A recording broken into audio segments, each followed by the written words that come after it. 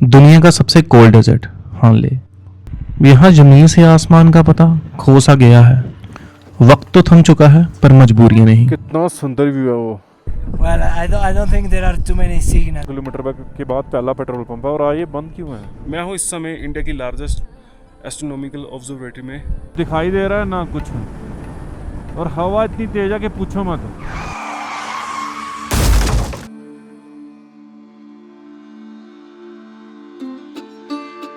हानले काफ़ी remote area है और इसके आसपास कोई पेट्रोल पंप तक नहीं है। हमने ले से ही काफ़ी एक्स्ट्रा फ्यूल कैरी कर लिया था अपने साथ, ज़रूरत से कम औकात से ज़्यादा। इसे ढोने के लिए अब कोई जगह तो थी नहीं हमारे पास। 1100 ना आपका ना मेरा यार, एक तो बोलो हिंदी में समझ नहीं आ रहा। वो तो हिंदी नहीं आता मेरे से। अच्छा फिर ना आपका ना मेरा 1100 में कैनिस में डन करते हैं। कैन के साथ। हाँ 1100 में। ठीक है। 150 का तो कैन है। 그럼 이 모델 코랑 직동하게 해루로야. 직동 찍게 ठीक है।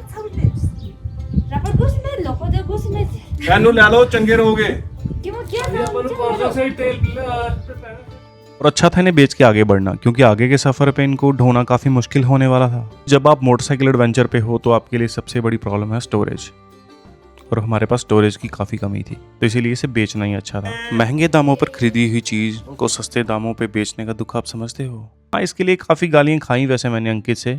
मैं हूँ इस समय इंडिया की लार्जेस्ट एस्ट्रोनॉमिकल ऑब्जर्वेटरी में, और मेरे पीछे का व्यू आप देख सकते हो।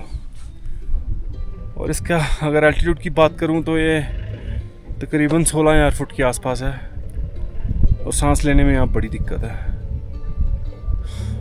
और एक काफ़ी बड़ी ऑब्जर्वेटरी है, आप यहाँ आ सकते हो, घूम सकते हो।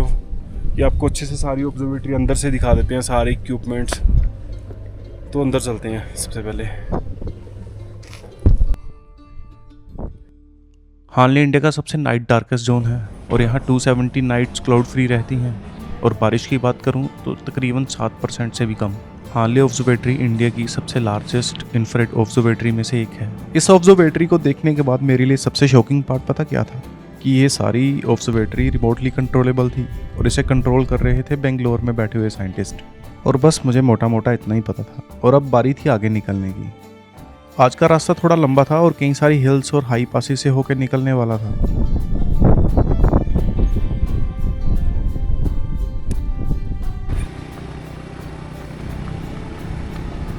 और हमारा इंतजार कर रहा था उमलिंगला। इस पास का नाम बोलने में मेरी जुबान टेढ़ी हो जाती है। और वो रास्ता ये उमलिंगला की तरफ जाएगा। ये पूरा ऑफ रोड है और ये ऐसे ही रहने वाला, मिट्टी भरा।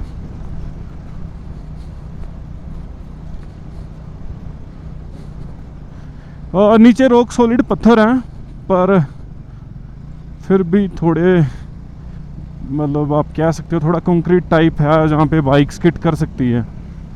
तो भी केयरफुली ड्राइव करें थोड़ा।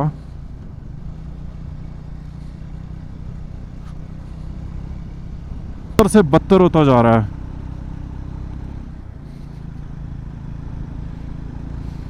पर व्यूज देखो,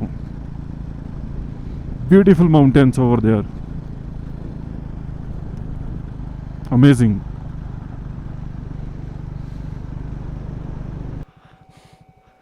आइए मैं रोड कंडीशन दिखाता हूँ आपको।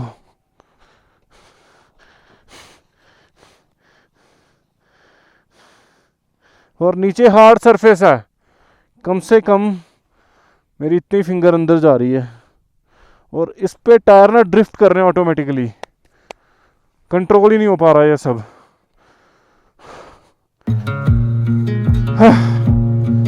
फट गई अब तो।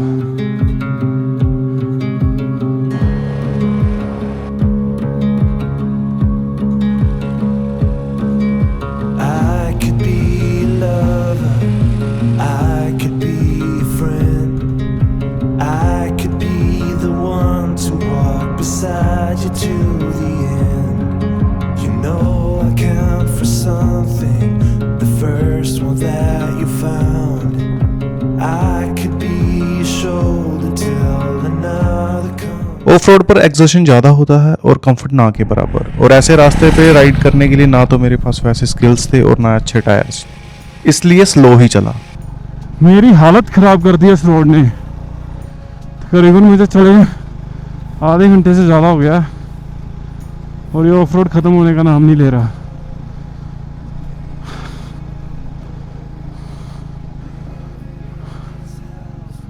और बाइक की सस्पेंशन के साथ साथ मेरी हड्डियां भी कड़कड़ कर रही हैं। ऐसे रोड पर तो हड्डियां कीर्तन कर रही हैं भाई। Cherish every moment in my heart until it breaks. अगर मेरी मम्मी मेरी वीडियो देख लेगी ना तो डेफिनेटली इसके बाद मैं कभी अकेला राइड पे नहीं आ पाऊंगा।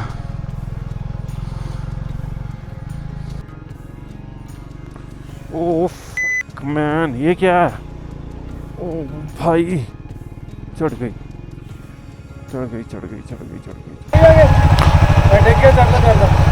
यार,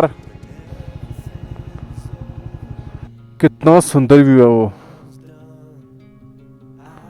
amazing view. Running like the bullet from a gun. No matter what we've been through, no matter what the end, I will stand beside you as a lover and a friend. अब ये सारा of road 50-60 kilometre का तो रहा होगा, तो कुछ देर ride करने के बाद मुझे कॉन्फिडेंस भी आया और समझ भी। तो फिर क्या था, दाब दिया मोटरसाइकिल सीधा उमलिंगला की तरफ। लेकिन हानले को गुड बाय कहना और उमलिंगला को देखने की हसरत तब से थी जब से किसी से सुना था कि वर्ल्ड हाईएस्ट पास इंडिया में है और उसका नाम है उमलिंगला। ऑफ रोड खत्म होने का नाम नहीं ले रहा था और मुझे ऐसा लग रहा था कि दुनिया अब खत्म होने वाली है और मैं किसी अंतिम शोर की तरफ बढ़े जा रहा हूँ। लेकिन हद तो तब हुई जब ये पूरा पहाड़ पहले गियर में चढ़ना पड़ा, मानो बाइक ऐसे चिल्ला के कह रही हो कि जालिम बस कर, अब जान लेगा क्या। और अभी 20 किलोमीटर का एक और स्ट्रेच है उमलिंगला तक का, तो उसके बाद पास आ जाएगा। वर्ल्ड हाईएस्ट मोटर बाइक पास है वो, मतलब दुनिया में सबसे ऊंचा पास है वो। अब सनम काफिर हो ना हो, हमें तो काबा देखना था और हमारा काबा काफी देर से आ ही नहीं रहा था। उग चुका था अब तक मैं इसके इंतजार में। उमलिंगला की बात करूँ तो हाइट तकरीबन 19,000 फुट से भी ज़्यादा और ऑक्सीजन ना से बस थोड़ी ही ज़्यादा। वैसे तो मुझे पास की एक छोटी सी झलक तो दिख गई थी, पर अभी भी काफ़ी लूप्स पार करके इस पास तक पहुंचना था। और तकरीबन 6 से 7 किलोमीटर और रह गया पास ना, और मुझे ऐसा फील हो रहा है कि हाँ मैं बिल्कुल आसमान के पास आ चुका हूँ।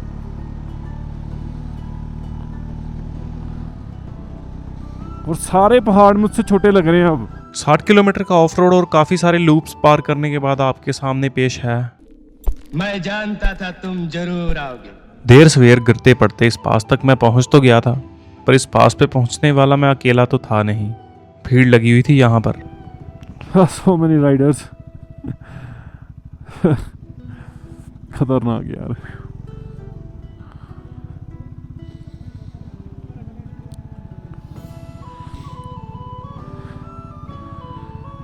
भैया तुम सही हो।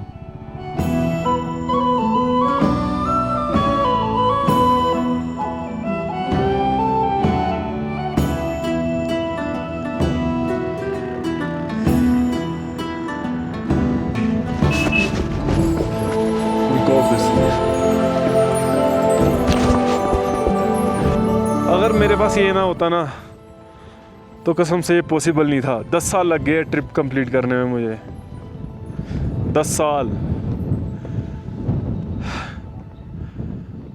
और 10 साल में किन किन प्रॉब्लम से गुजरा हूँ मैं, क्या क्या फील किया है मैंने, बुरा समा अच्छा समा।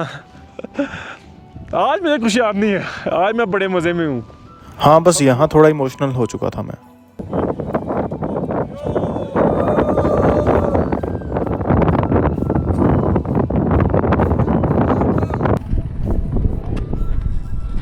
मैंने इसकी चैनल की, मुझे इंस्टाग्राम पे फॉलो कर रहा है अब। Well, I don't think there are too many signals. Thank you so much. Thank you very much. You helped me. Yeah. I don't realize that it's going to. जितनी बेसब्री से मुझे इस पास का इंतजार था उतना मज़ा आया नहीं था इस पास पर। लोग मरे जा रहे थे एक फ़ोटो के चक्कर में, पर फिर भी मेरा यहाँ पहुँचना ही मेरे लिए बड़ी बात थी। हवाएं काफ़ी तेज़ चल रही थी और मौसम पूरी तरह से पलटी मार चुका था और हमारा आज का सफ़र अभी काफ़ी बाकी था, काफ़ी दूर तक निकलना था आज हमें। और ये रूट बिल्कुल ही डिफरेंट रूट है और ये अभी तक अनएक्सप्लोर्ड रूट है और यहाँ पे सिर्फ आर्मी है पूरी एरिया में ना इस तरफ। तो हम लेंगे सीधा नायोमा अभी यहाँ से 82 किलोमीटर है और ले 62 और हम नायोमा से जाएंगे कोरजोक और कोरजोक से फिर निकलेंगे डिब्रिंग और डिब्रिंग से पांग होते हुए बारालाचा करके बाया पहुँचेंगे दारचा। तो ये आगे की आइटनरी है और आज हम जितना ज़्यादा कर रहे हैं ज़्यादा से ज़्यादा मेरे को लगता है हम नायोमा आराम से पहुंच जाएंगे। कोरजोक नहीं पहुंच पाएंगे, कोरजोक थोड़ा दूर है, पर ट्राई करेंगे अगर कोरजोक पहुंच पाए तो फिर सीधा कोरजोक ही जाएंगे। और रोड के हालात देखो अब कैसे रोड्स हैं यहाँ पे, ये BRO के लिए बनाए गए रोड्स हैं, आर्मी यूज़ करती हैं रोड्स को ना। हवा इतनी तेज चलने लगी है कि बाइक नहीं चलाई जा रही। मैं पूरी फोर्स लगा रहा हूँ कि बाइक को इस तरफ रखूँ पर बाइक उस तरफ जा रही है।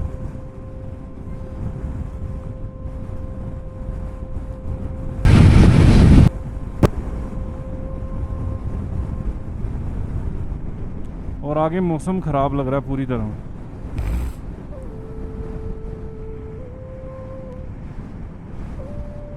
अमेजिंग रोड है भाई, अमेजिंग, अनएक्सप्लोर, अनटच।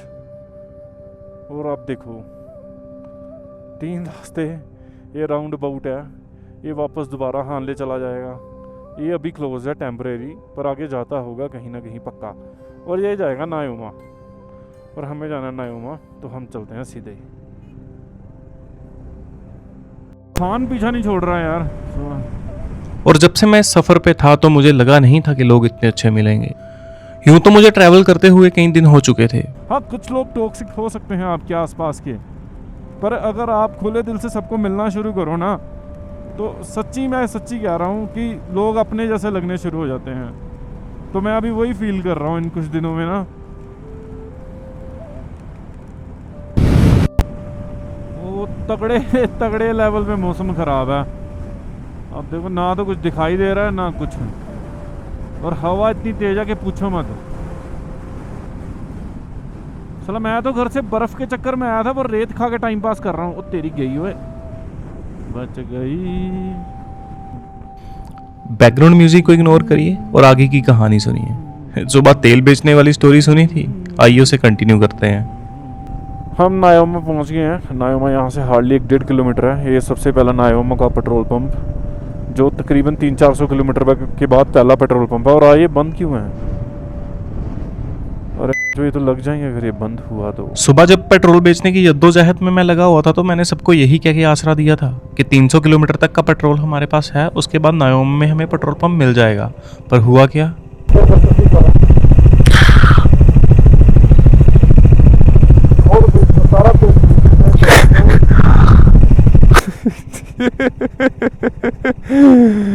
सुबह मैंने पेट्रोल बेच दिया था, अब हमें पेट्रोल चाहिए तो पेट्रोल पंप बंद है।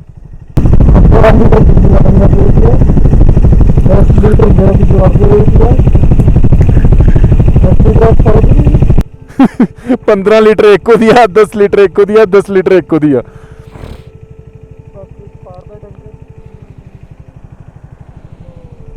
भाई मुझे थोड़ी ना पता था बंद होगा यार, मुझे थोड़ी पता था बंद होगा इधर। अब मुझे बार बार वही बात याद आ रही थी, अक्सर सियाना कौवा कहाँ गिरता है? गूं पे। मुझे अच्छे से पता था कि ये पेट्रोल पंप राम भरोसे है, यहाँ से तेल मिलना मुमकिन ही नहीं, नामुमकिन ही था। पर फिर भी मैंने तेल बेच दिया। अब भुगतो। आपको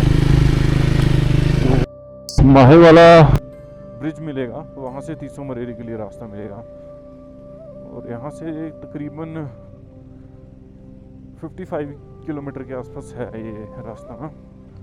जैसे तैसे करके हम रात को तीसो मरेरी तो पहुंच गए थे और तेल अभी हमारे पास था। पर अगली सुबह जब उठे तो तेल मिला 160 रुपये लीटर, जाने की डबल प्राइस पे। ट्रैवल में कभी कभार कुछ कर पाने से ना करना ज़्यादा बेहतर होता है। और आज सब सुबह उठे तो ग्रुप में सबकी हालत ठीक नहीं थी और मैं भी कुछ अच्छा फील नहीं कर रहा था आज, इसलिए बोलने को कुछ ज़्यादा था भी नहीं आज मेरे पास। तो रात को यहाँ रुकना पड़ा। तो आप मेरे सामने व्यू देख सकते हो कोरदोक का, जो मेन फेमस है वो जैसे तीसो मरीरी लेक कहते हैं, वही वाली लेक है। और पेंगोंग के बाद ये सेकंड लार्जेस्ट लेक है इन लद्दाख। अप्रोक्स इसका 15 किलोमीटर स्क्वायर फीट है ये टोटल। कोरदोक लेक आप व्यू देख सकते हो सामने, और एकदम ब्लू पानी है इसका सारा। और जैसे कि मैं यहाँ से देख पा रहा हूँ तो पानी के दो डिफरेंट कलर हैं। मेरे जो पास वाला पानी है वो ब्लू है, जो उससे वाला पानी है वो ग्रीन है। तो ये तकरीबन 15 किलोमीटर स्क्वायर फीट है इसका पूरा एरिया, और काफ़ी बड़ी लेक है ये वैसे। और देखो पानी सच्ची बड़ा ब्लू कलर का है, मतलब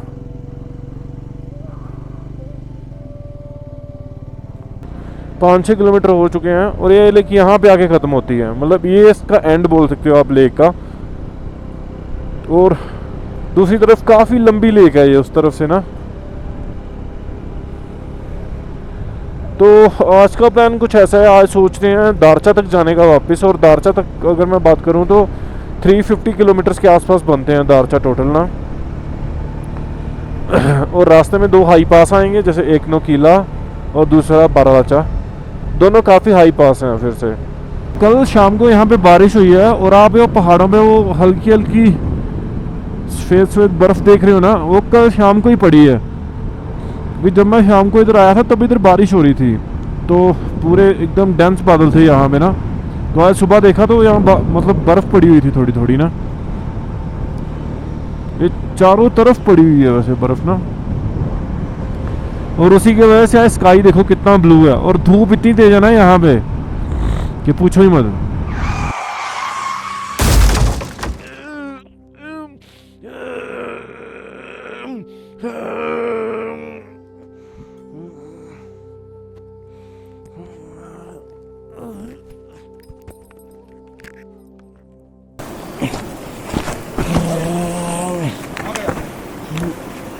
पानी है भाई, आ गए पानी जाना, पानी वेट पानी जाओ, पानी बैठ।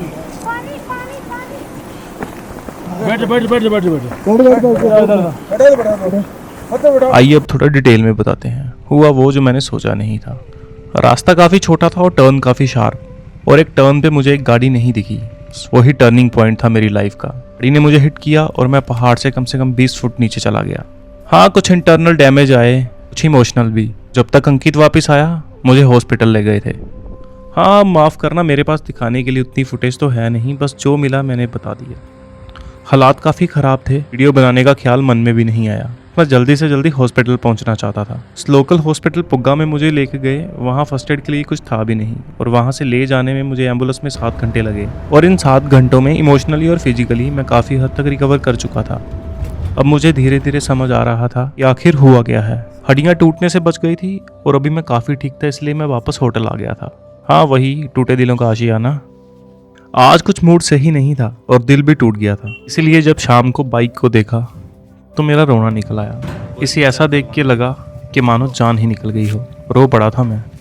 अगली सुबह उठा तो बदन दर्द से चिल्ला रहा था। आज दूसरा दिन था और खुद को स्टेबल करने के साथ साथ मुझे कुछ काम भी करने थे, जैसे बाइक ट्रांसपोर्ट करके मुझे घर भेजनी थी। अब इतना सब कर देने के बाद मन तो उदास था ही। बिना सोचे मैं बैठ गया महफिल में। फिलहाल कोई मैं टैंकर नहीं हूँ, पर 4 बोतल लगी मुझे गम भुलाने में। पर ये दिल का दर्द बड़ी कुत्ती चीज़ है, आप जितना भूलना चाहो उतनी जल्दी वापस आता है। और अब ले से निकलने के लिए यहाँ कोई फ्लाइट तो थी नहीं, और अब मैं बाया टैक्सी श्रीनगर तक आ रहा था। उस पूरी रात मैं सो नहीं पाया। मैं सोचता रहा ये क्या हुआ था मेरे साथ। पर फिलहाल मैं खुश था कि जान बची सो लाखों पाए। अब लौट के बुद्धू घर वापस जाए, और अब इसे भूल जाना ही ज़्यादा अच्छा था। अब सफ़र ख़त्म हो चुका था और मैं घर वापस जा रहा था। और सफ़र शुरू करने से पहले मैंने सोचा नहीं था कि एंडिंग ऐसी होगी, पर रियलिटी तो यही थी कि सफ़र में आपके साथ कभी भी कुछ भी हो सकता है। इसलिए सफ़र जितना आसान लगता है उतना होता नहीं है। हाय, होप आप सब लोग अच्छे होंगे। और उस एक्सीडेंट के बाद मैं भी काफ़ी रिकवर कर चुका हूँ। जब मैं लेह में ट्रैवल कर रहा था तो मैंने ऐसा सोचा नहीं था कि मेरे साथ होगा, पर जब आप ट्रैवल पे होते हो तो ट्रैवल पे कुछ भी पॉसिबल है, आपके साथ कुछ भी हो सकता है।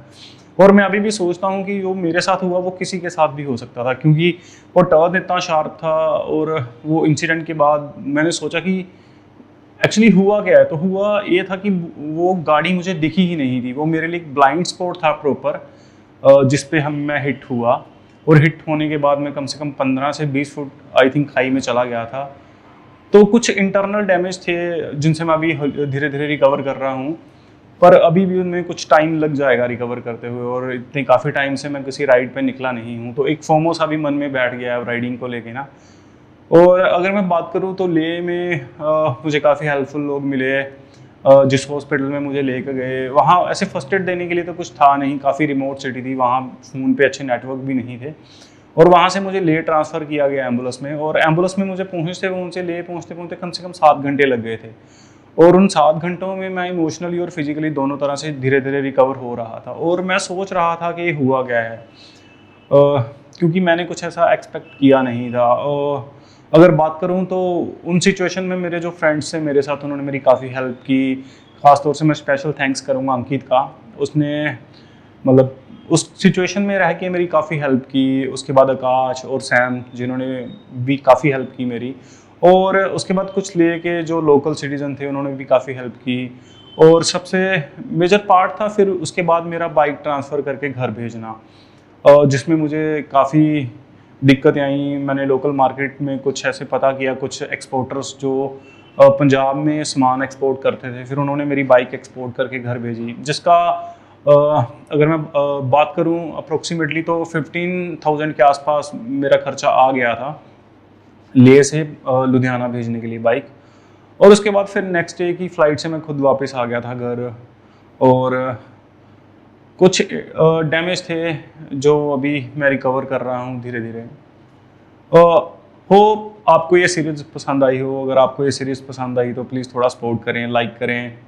मैंने पहले भी कहा था कि यूट्यूब का एल्गोरिथम उन्हीं वीडियो को आगे फॉरवर्ड करता है जिन पे लाइक और कमेंट्स आते हैं, जहाँ जिन पे व्यू ड्यूरेशन कम आता है। तो अगर आप मेरी वीडियो पूरा देख रहे हैं तो प्लीज़ एक लाइक करिए, क्योंकि आपका लाइक मेरे लिए एक मोटिवेशन का काम करेगा, तो मुझे उस फोमो से निकलने के लिए हेल्प करेगा वो दोबारा। तो प्लीज़ अगर आपको ये सीरीज़ पसंद आई है तो मैं दोबारा कह रहा हूँ वीडियो को लाइक करें, थोड़ा सपोर्ट करें। Okay, thank you so much.